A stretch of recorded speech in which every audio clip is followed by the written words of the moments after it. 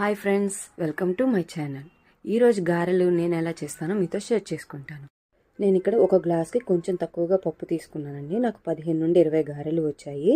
నేను ముందు రోజు రాత్రే నానబెట్టుకున్నాను. మనకి టైం లేకపోతే కనీసం 3 గంటలన్నా నానబెట్టుకోవాలి. మిక్సీలో కానీ గ్రైండర్లో కానీ ఇలా బ్యాటర్ని పల్చగా కాకుండా గట్టిగా వచ్చేలా వేసుకోవాలి. చేతిని కవర్ని తడి చేసుకుంటూ లైట్గా పిండిని అలా ప్రెస్ చేసుకొని ఆయిల్లో ఫ్రై చేసుకోవాలండి. నేను దేవుడికి ప్రసాదంగా పెట్టేట్లయితే ఉల్లిపాయలు కానీ అల్లం కానీ పచ్చిమిర్చి కానీ వేయనండి. అదే బ్రేక్ఫాస్ట్ కానీ స్నాక్ కానీ అయితే ఉల్లిపాయ పచ్చిమిర్చి జీలకర్ర ఇవన్నీ యాడ్ చేస్తాను.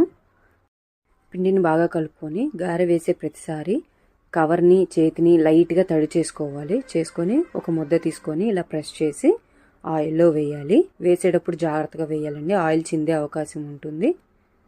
అంతేనండి, గారెలు రెడీ. అల్ల పచ్చడి కానీ టమాటా పచ్చడితో కానీ సర్వ్ చేసుకోవచ్చు. Thank you for watching.